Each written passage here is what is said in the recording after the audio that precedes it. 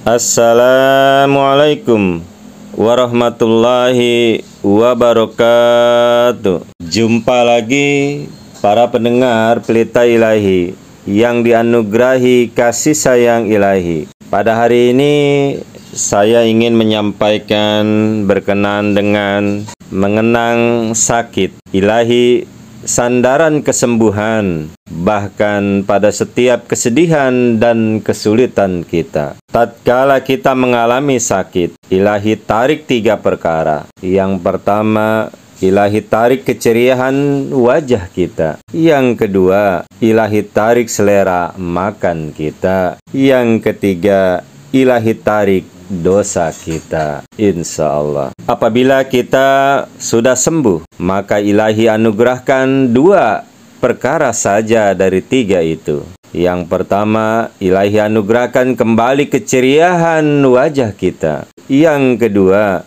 ilahi anugerahkan selera makan kita. Tapi yang ketiga itu, insya Allah Ta'ala, Allah Ta'ala akan membalikan dosa kita. Allahu Akbar. Jadi begitulah sayangnya Allah Subhanahu wa Ta'ala kepada kita. Para pendengar Pelita Ilahi yang dianugerahi kasih sayang ilahi. Oleh karena itu, Allah Ta'ala harus menjadi sandaran. Bahkan lebih jauh dari itu, mari kita lihat firman-firman ilahi yang lain di dalam Al-Quran Karim. Tatkala kebanyakan insan suka mengeluh dalam menjalankan kehidupan ini, bahkan ada yang sampai putus asa. Mari coba untuk kita tidak mengeluh dengan mengingat firman-firman ilahi yang akan saya sebutkan ini. Yang pertama, ketika kita mengatakan, aku sangat capek, Allah Subhanahu wa Ta'ala menjawab, wa ja'alna naumakum subata, dan kami telah menjadikan tidurmu untuk istirahat. Surah An-Naba, surah 78, ayat yang ke-10, dihitung dengan basmalah. Yang kedua, ketika kita mengira beratnya cobaan ujian ini, tak sanggup rasanya kita, Allah Subhanahu wa Ta'ala menjawab, la yukallifullahu nafsan illa wus'aha. Allah tidak membebani seseorang kecuali dengan kemampuannya. Surah Al-Baqarah, surah 2 ayat 287.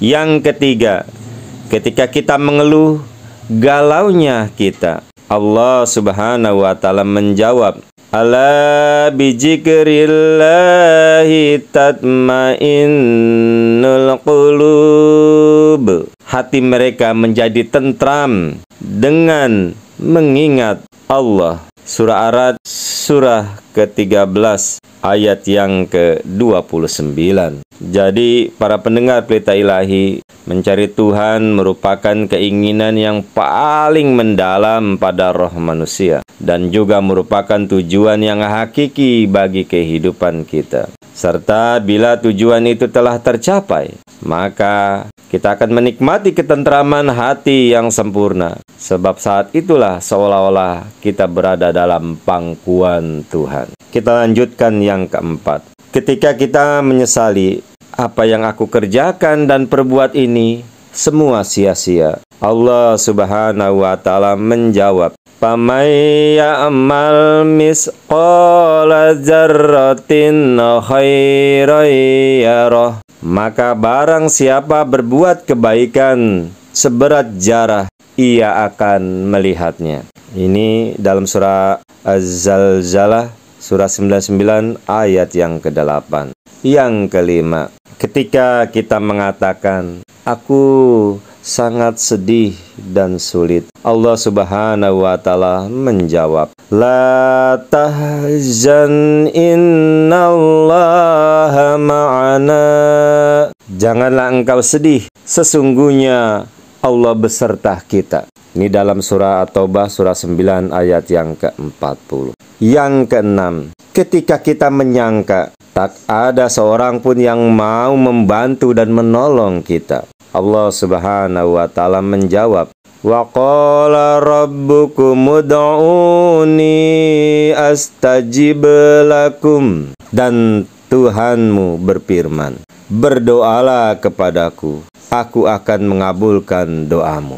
Ini ada dalam surah Al-Mu'min atau surah Al-Ghafir, surah 40 ayat yang ke-60. Para pendengar, pelita ilahi yang dianugerahi kasih sayang ilahi, masih banyak lagi apa yang Allah Subhanahu wa taala kuatkan kepada hati dan diri kita dalam mengarungi kehidupan ini.